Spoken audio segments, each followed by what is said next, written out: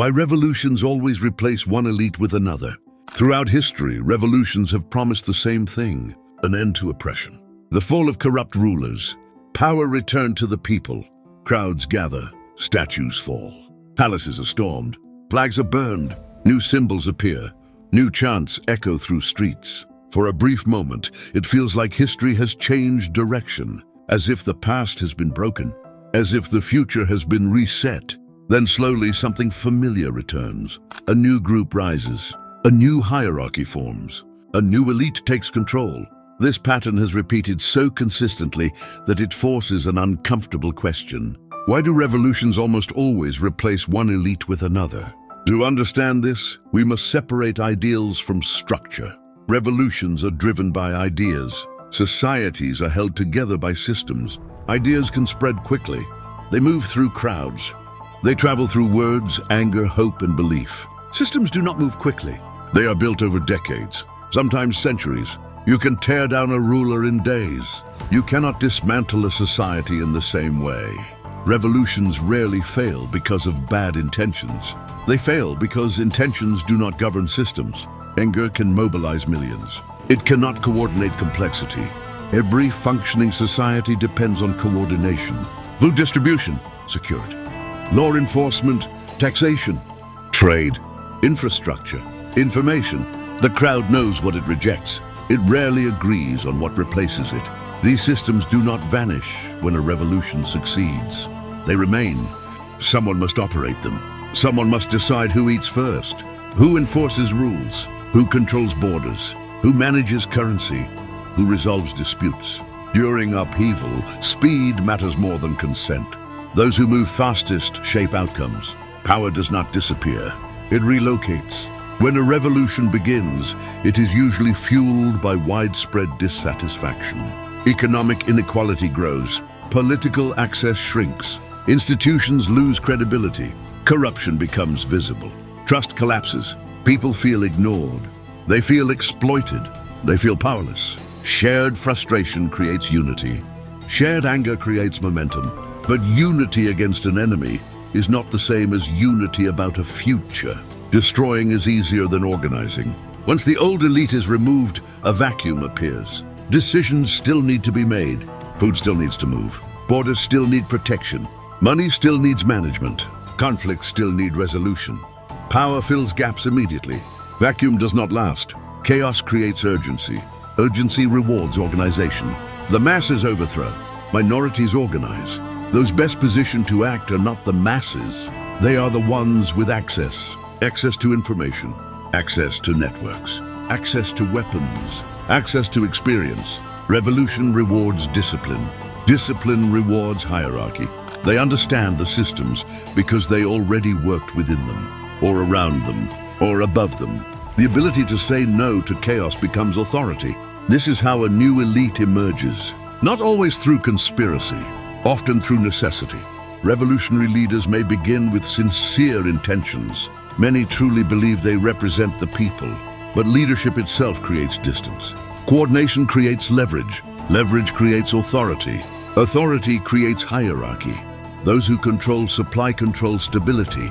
Those who speak for others gain influence. Those who decide for others gain power. Those who enforce decisions gain control. Those who control narratives control legitimacy. Language itself becomes a tool of power.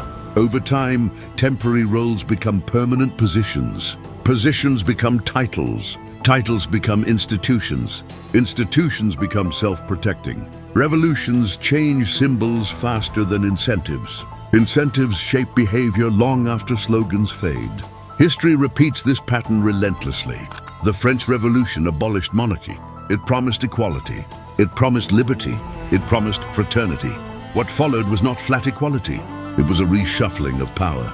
Political clubs replaced royal courts. Military leaders replaced nobles. Centralized authority returned. Without accountability mechanisms, leaders drift upward. Eventually, power collapsed into one figure. The Russian Revolution promised worker control. It spoke in the language of the masses. It attacked aristocracy and capital. What emerged was a party elite. Distance grows between decision and consequence. Administrators replaced landowners. Planners replaced merchants. The further power moves from daily life, the less visible it becomes. The hierarchy changed its language, not its shape. Invisibility protects authority. Colonial revolutions removed foreign rulers. Independence was declared. Flags were redesigned. Complexity shields responsibility. But administrative systems stayed intact. Borders stayed fixed. Economic dependencies remained. Systems excuse individuals. Individuals hide behind systems. Local elites inherited colonial machinery and used it. The faces changed. The structure remained. New elites often believe they are temporary.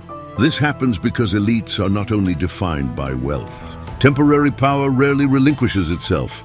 They are defined by function. They coordinate. They decide. They allocate. They enforce. Every revolution claims to end history. History resumes quietly afterward.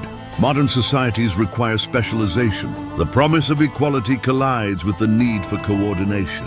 Finance is complex. Law is technical. Logistics are fragile. Defense is organized. Coordination demands leadership. Leadership demands hierarchy. Those with expertise gain influence because they are indispensable. Hierarchy solidifies when challenged. Expertise becomes authority. Authority becomes power. Resistance is labeled disorder. Order becomes justification. During instability, this process accelerates. Fear plays a major role. After revolutions, uncertainty is everywhere. Borders feel unsafe. Markets feel fragile. Opposition feels dangerous. The cycle does not repeat by accident. It repeats by design. Leaders justify consolidation as protection. Power is centralized to maintain order. Surveillance is expanded to prevent chaos. Dissent is framed as sabotage.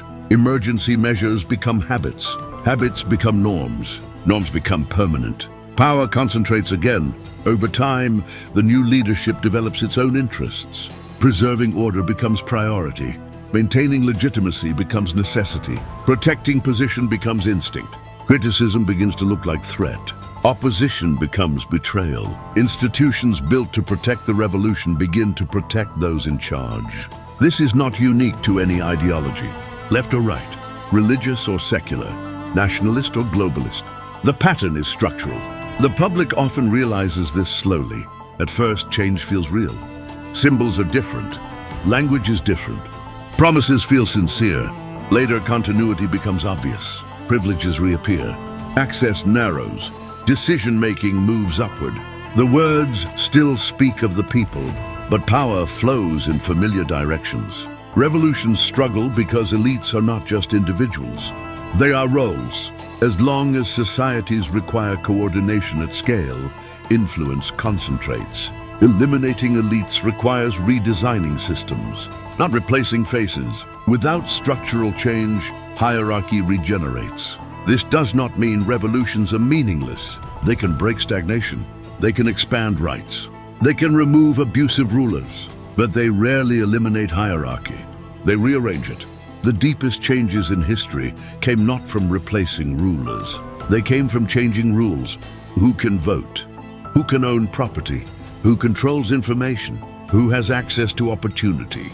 When systems distribute power, elites weaken. When systems centralize power, elites return. This is why revolutions so often disappoint. They promise transformation. They deliver transition. One elite falls.